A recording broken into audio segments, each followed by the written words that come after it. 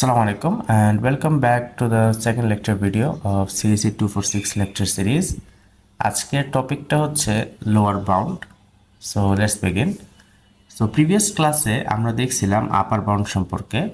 So আমরা জানি যে তিন ধরনের অ্যাসিম্পটোটিক নোটেশন আছে: upper bound, lower bound, tight bound.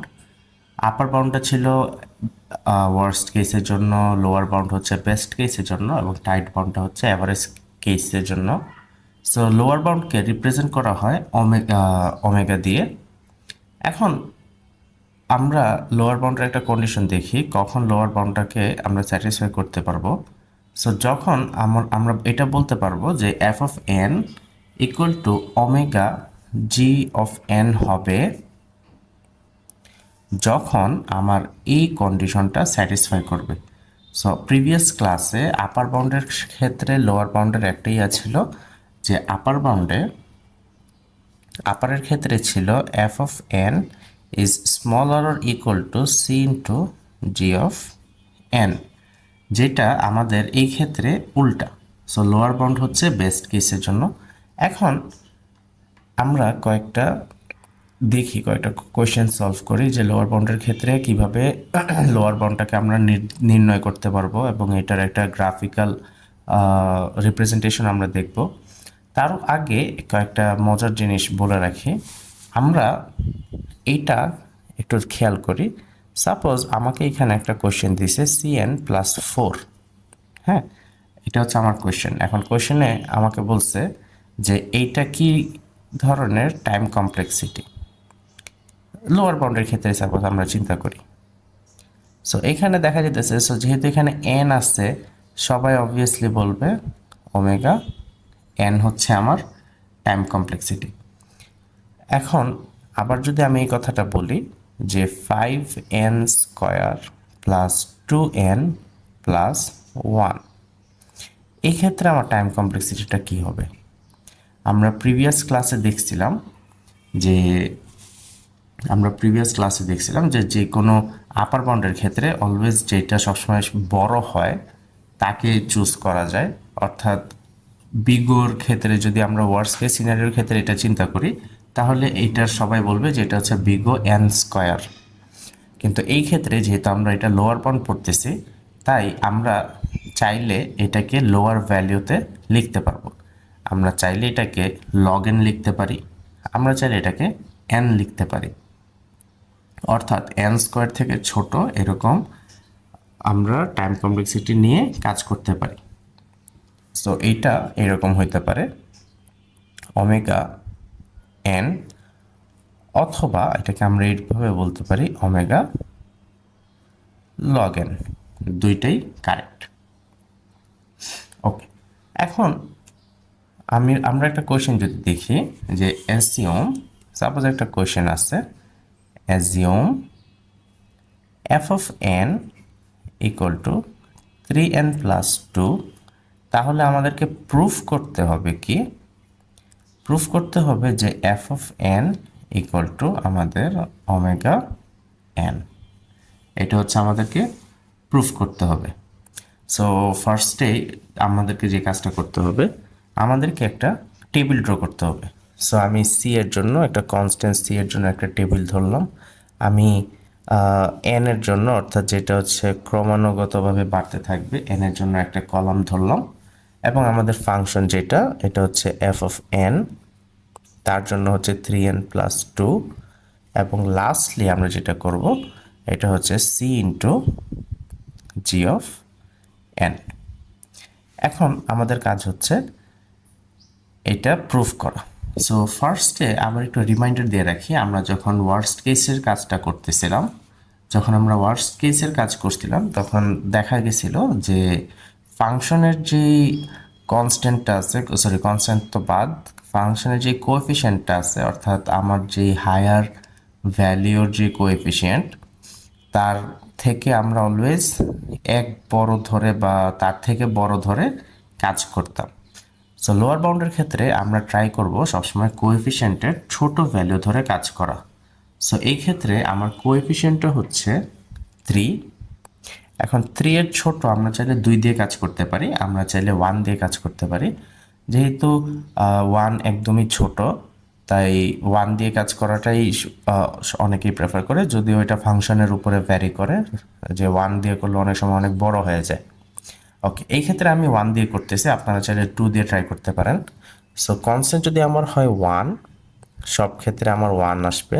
So আমি n এর ভ্যালু বাড়াইতে থাকি, 1 2 3 4, এটা অ্যাকচুয়ালি যতটুকু পর্যন্ত যাইতে থাকে আর কি। আচ্ছা, n এর ভ্যালু যখন আমার 1, তখন আমার ফাংশনের ভ্যালু হবে 5, এবং c into G of n, c হচ্ছে আমার কনস্ট্যান্ট হচ্ছে আমার 1, জি অফ এন হচ্ছে আমার n, এই ক্ষেত্রে আমার n, তাহলে n এর ভ্যালু কত? 1, তাহলে 1 ইন্টু 1 কত হবে? 1 হবে। তারপরে যখন n এর ভ্যালু 2, তখন এফ অফ n এর ভ্যালু হবে 8, c into G of n এর ভ্যালু হবে 2। সো এই ক্ষেত্রে দেখা যাইতেছে যে প্রথমেই কিন্তু আমার ভ্যালুটা চলে আসছে। আমার যে কন্ডিশনটা ছিল যে এফ অফ এন অলওয়েজ বড় বা ইকুয়াল টু হবে, সো সি যখন কনস্ট্যান্ট যখন আমার 1, এন এর ভ্যালু যখন আমার 1, তখন কিন্তু automatically F of N is greater. হ্যাঁ, এই ক্ষেত্রে প্রথম কন্ডিশনে প্রথম রোতেই কিন্তু দেখা যেতেছে যে এফ অফ এন আমার কন্ডিশনটা স্যাটিসফাই করে ফেলছে, যে এফ অফ এনটা বড় হয়ে গেছে c into G of n থেকে। সো এটা আমরা দেখতে পারতেছি, যতই কিন্তু আমরা বাড়াবো, হ্যাঁ, যতই কিন্তু আমরা আগাইতে থাকবো, তত কি হইতে থাকবে, আমার এফ অফ এন কিন্তু অলওয়েজ বাড়তে থাকবে, কখনোই কিন্তু ইকুয়াল বা ছোট হবে না। সো আমরা চাইলে এতটুকু পর্যন্ত কাজ করে ফেলতে পারি, but let's complete the table. So এটার জন্য হচ্ছে 11 আসে, এটার জন্য হচ্ছে 14, আর এটা হচ্ছে ক্রমানুগতভাবে বাড়তে থাকে। সো দেখা যেতেছে যে এটা হচ্ছে প্রত্যেকটাতে এক এক করে বাড়তেছে। সো আমরা বলতে পারি যে আমার f of N is greater or equal to c into G of n হবে ফর কনস্ট্যান্ট যখন আমার সি ইকুয়াল টু 1, অর্থাৎ এই ক্ষেত্রে আমার কনস্ট্যান্টটাকে আমরা 1 ধরছি। সো সি ইকুয়াল টু যখন 1 হবে, তখন কিন্তু আমার এটা স্যাটিসফাই করবে, এবং আমার এন নট এর ভ্যালিউ যখন 1, অর্থাৎ প্রথম ক্ষেত্রেই কিন্তু আমার এটাকে আমরা এন নট ধরলাম, কারণ আমরা জানি যে N is always greater than N not, এবং এন নটের ভ্যালুর জন্যই কিন্তু আমার এই কন্ডিশনটা স্যাটিসফাই করতে পারে। So let's move on to the next part. Okay, so আমাদের নেক্সট পার্টে আমরা দেখব হচ্ছে টাইট বাউন্ড। টাইট বাউন্ডকে আমরা থিটা দ্বারা রিপ্রেজেন্ট করে থাকি। এখন টাইট বাউন্ডটা মূলত হচ্ছে অ্যাভারেজ কেসের জন্য। So F of N equal to theta G of N, যে এই ক্ষেত্রে হচ্ছে এটা আমাদের একটা টাইট বাউন্ড। সো টাইট বাউন্ডটার কনসেপ্ট বা কনটেক্সটটা হচ্ছে এইটা দুইটা কন্ডিশনই চেক করে, আপার বাউন্ড এবং আমাদের লোয়ার বাউন্ড।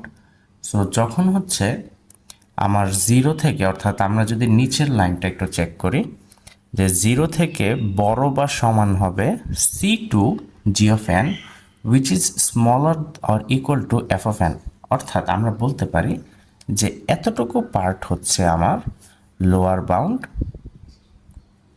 আর এতটুকু পার্ট হচ্ছে আমার আপার বাউন্ড। সো আমরা এই ক্ষেত্রে দুইটা কন্ডিশনই চেক করব। যখন দুইটা কন্ডিশন আমার স্যাটিসফাই করে, যেই ভ্যালুর জন্য স্যাটিসফাই করে, যেই সি ওয়ান এবং সি টুর জন্য স্যাটিসফাই করে, যেই M not one M not টুর জন্য স্যাটিসফাই করে, ওই ভ্যালুটাই, ওইগুলোই হচ্ছে আমার টাইট বাউন্ডকে রিপ্রেজেন্ট করে, বা আমরা বলতে পারি যে এই এই ভ্যালুর জন্য হচ্ছে এটা আমাদের টাইট বাউন্ড। এখন আপনাদের সুবিধার্থে একটা কোয়েশ্চেন যদি আমরা করি, যে সাপোজ কোয়েশ্চেনটা হচ্ছে যে find the tight bound. So tight বাউন্ডটা বের করো, হ্যাঁ, টাইট বাউন্ডটা বের করো for F of N is equal to 20n cube plus 7n plus 1000। এটা হচ্ছে আমার একটা কোয়েশ্চেন। এখন এটাকে ফার্স্টে আমাদের যেটা করতে হবে, এইদার লোয়ার বাউন্ড আমরা আগে বের করব, নইলে আমরা আপার বাউন্ড আগে বের করব।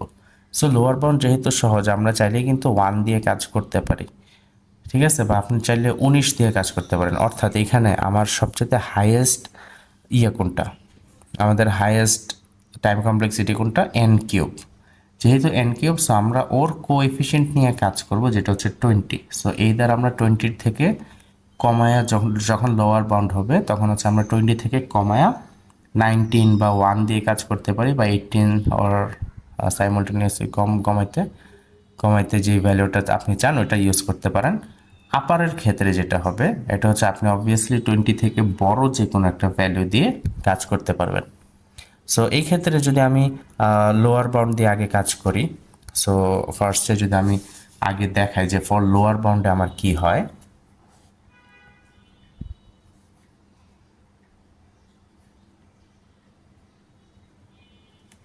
সো ফর লোয়ার বাউন্ড আমি যেটা দেখব, আমরা একটা টেবিল ড্র করে ফেলি।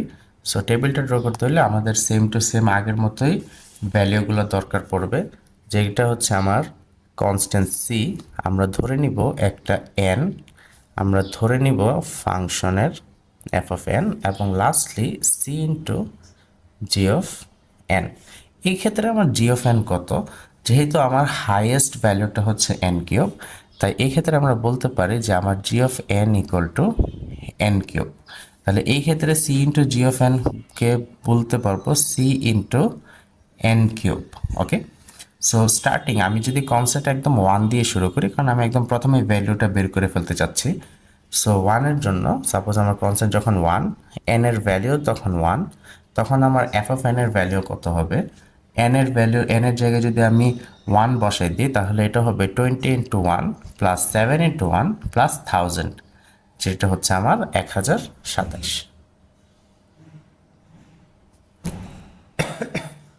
এবং যখন সি ইন্টু এন কিউব হবে তখন কি 1 ইন্টু 1, যেটা হচ্ছে আমার 1।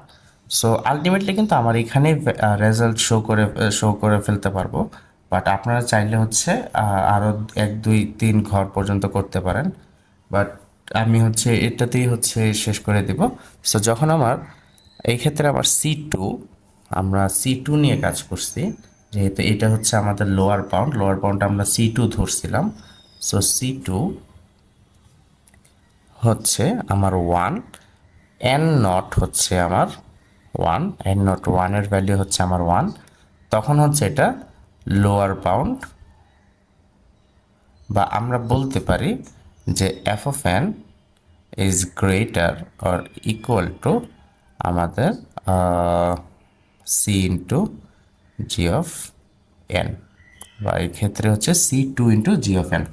তাহলে আমাদের আপার বাউন্ডের ক্ষেত্রে কি হবে, আপার বাউন্ডের ক্ষেত্রে আমরা করি, একটু বের করার ট্রাই করি। সো যদি হচ্ছে আমরা আপার বাউন্ডটা একটু বের করার ট্রাই করি। সো আপার বাউন্ডের জন্য আমাদের আবারও একটা টেবিল ড্র করতে হবে। So for upper bound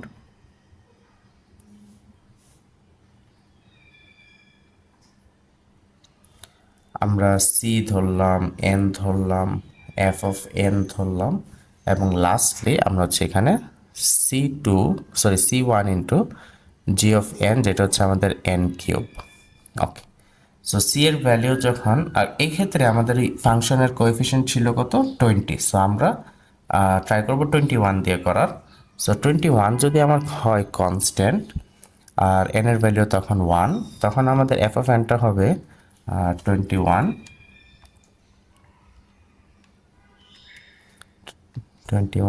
into N cube, যেটা হচ্ছে আমাদের 1। সো 21 ইন্টু 1 প্লাস, সো এই ক্ষেত্রে এটা হচ্ছে আমার এফ অফ এন এর ভ্যালু হচ্ছে 1027, এবং আমাদের এফ অফ এন এর c into G of n এর ভ্যালু কত হবে, 21। সো এইভাবে আমরা করতে থাকি, যখন এটা এন এর ভ্যালু 2 হবে, 3 হবে, 4 হবে। সো বুঝে যেতেছে যে এটা কখনোই 21 থেকে 1027-এর বড় হইতে হইলে বা হইতে হলে আমাদেরকে অবভিয়াসলি 10 11 ক্রস করতে হবে। সো আমি আর এত বেশি করি না, না করে আমি ডাইরেক্টলি হচ্ছে 10-এ চলে যাই। 21 যখন আমার এন এর ভ্যালু হচ্ছে 10, তখন আমার এফ অফ এন হবে হচ্ছে সাপোজ 21070, এবং আমার c into G of n হবে 2100। সো অলমোস্ট আমরা একটু কাছাকাছি চলে আসছি, জাস্ট 70 লেস। এবং আমরা যখন তাহলে 11-র জন্য যদি ট্রাই করি, সো যখন হচ্ছে আমার এফ অফ এন, যখন আমার এন এর ভ্যালু হচ্ছে 11, আমার কনসেপ্ট স্টিল 21, যখন আমার এন এর ভ্যালু হচ্ছে 11, তখন আমাদের ভ্যালুটা চলে আসবে এফ অফ এন এর, এটা হচ্ছে 27,697, এবং আমাদের সি ইন্টু এন কিউব হবে 27,951। সো যখন হচ্ছে আমার এন এর ভ্যালু 11, তখন কিন্তু এই কন্ডিশনটা স্যাটিসফাই করতেছে। তাহলে এই ক্ষেত্রে আমাদের কনস্ট্যান্টটা হবে 21, আমাদের এন নট হবে 11। সো এই কন্ডিশনের জন্য যখন এই দুইটা ভ্যালু ঠিক থাকে, তখন কিন্তু আমরা বলতে পারি যে F of N is less or equal to c into G of n. So তখন আমরা বলতে পারি এটার আপার বাউন্ডটা হচ্ছে এটা। ওকে, সো এইটা হচ্ছে জাস্ট আপার বাউন্ড এবং লোয়ার বাউন্ডের একটা বেসিক কনসেপ্ট, কিভাবে আমরা এটা ডিটারমাইন করতে পারি।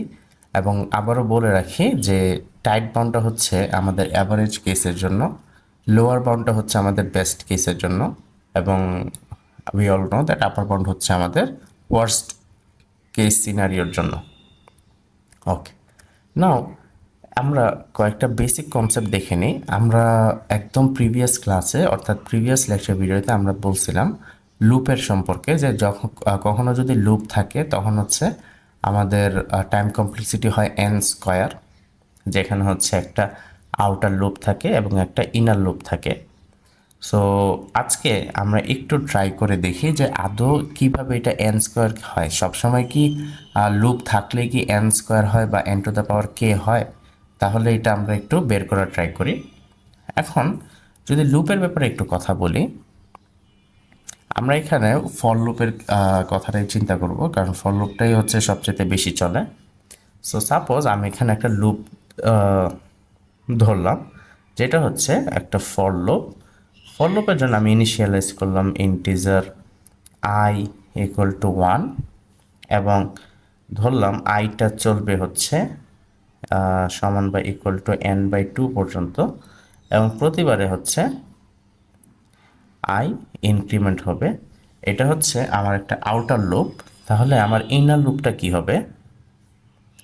ফর আমি জে নামক একটা ইন্টিজার ধরলাম, যেটাকেও ইনিশিয়ালাইজ করলাম 1 দিয়ে, কিন্তু এই ক্ষেত্রে আমি মজার একটা কাজ করি, এটা হচ্ছে j is lesser or equal to n into n, এবং প্রতিবারই হচ্ছে জে ইনক্রিমেন্ট হবে।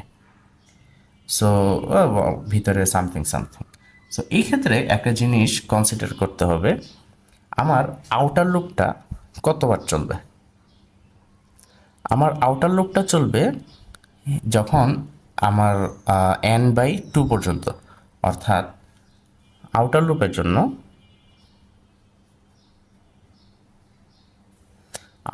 জন্য হবে প্রথমটা চলবে, একবার এক্সিকিউট হবে, দুইবার এক্সিকিউট হবে, এরকম করে করে সে হচ্ছে যখন আয়ের কন্ডিশন কতবার চেক করবে, এন বাই 2 পর্যন্ত। সো এটা চলবে হচ্ছে এন বাই 2 পর্যন্ত।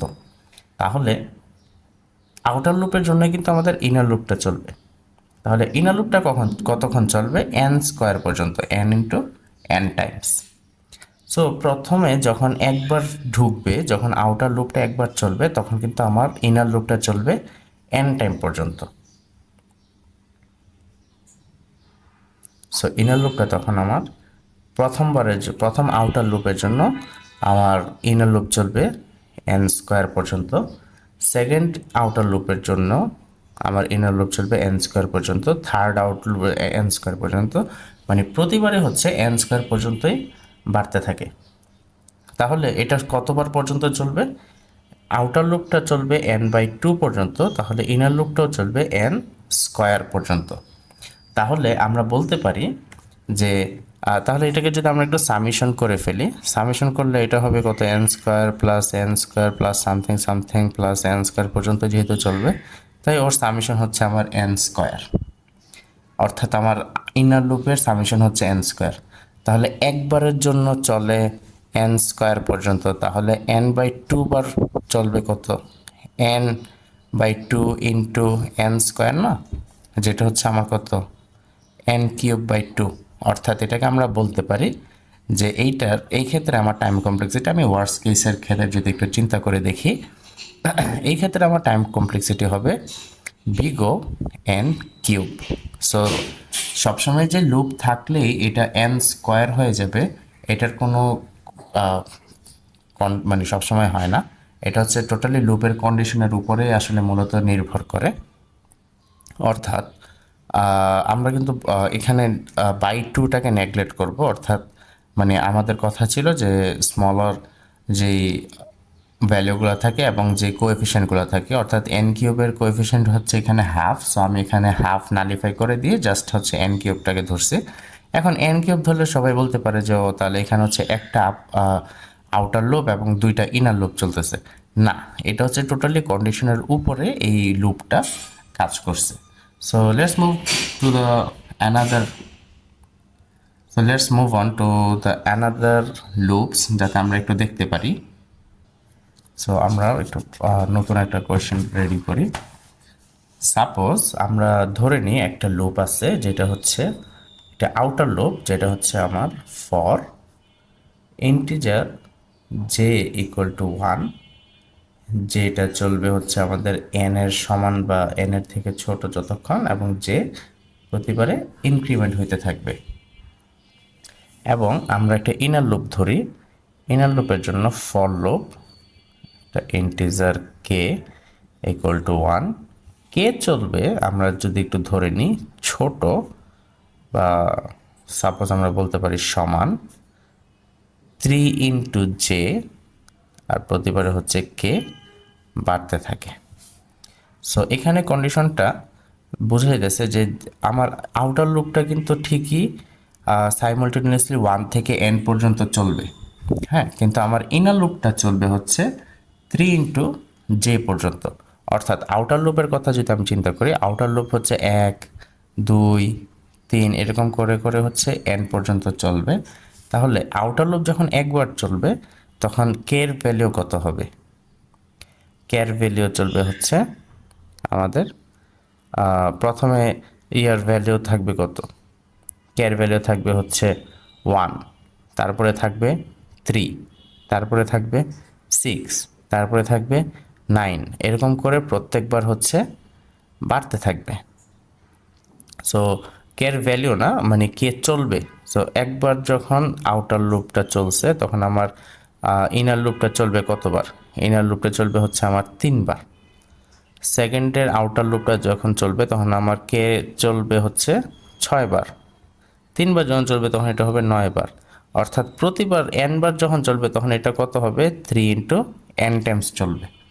তাহলে আমরা যদি এটাকে সামেশন টু করা ট্রাই করি, 3 plus 6 plus 9 plus dot dot dot plus 3n, তাহলে প্রতিবারে দেখা যেতেছে কি আমার n করে বাড়তেছে। তাহলে আমি যদি 3 কমন নিয়ে নিই, তাহলে 1 plus 2 plus 3 plus dot dot dot plus n পর্যন্ত চলবে।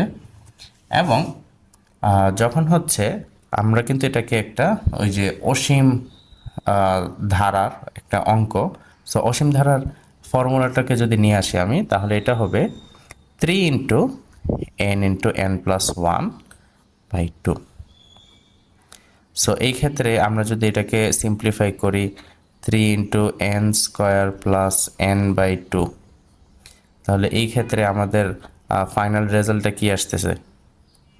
আমাদের ফাইনাল রেজাল্ট আসতেছে হচ্ছে 3n square plus 3n by 2। So এই ক্ষেত্রে আমরা আবারও বলতে পারি যে আমাদের যে হাইয়েস্ট ভ্যালুটা আছে, হাইয়েস্ট এই টাইম কমপ্লেক্সিটিটা আছে n স্কোয়ার, এই ক্ষেত্রে n থেকে n স্কোয়ার অলওয়েজ বড়, তাই আমরা বলতে পারি এই ক্ষেত্রে আমাদের টাইম কমপ্লেক্সিটি হবে big O n square, not n square. আমরা চাইলে কিন্তু ছোটটা দিয়েও ধরতে পারি। সরি, এই ক্ষেত্রে যেহেতু আমরা বিগো কাজ করছি, যেহেতু ওয়ার্স্ট কেস সিনারিও, সো হচ্ছে আমরা চাইলে বড়টা দিয়ে করতে পারবো।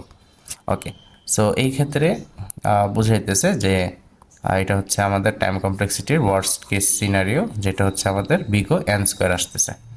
So that's all. এরকম করে কিন্তু আপনারা লগ এনেরটা বের করতে পারেন, তারপরে হচ্ছে এক্সপোনেনশিয়ালের ক্ষেত্রে আপনারা বের করতে পারেন। সো দ্যাটস অল, আজকের ক্লাসটা হোপফুলি আপনাদের ভালো লাগছে। এবং আমরা প্রত্যেকটা কাগজের প্রত্যেকটা নোটেরই ছবি আপলোড করে দিব আমাদের ফেসবুক পেজে, এবং হোপফুলি সামনের লেকচার ভিডিওগুলোতে আপনারা আমাদের সাথে থাকবেন। Thank you.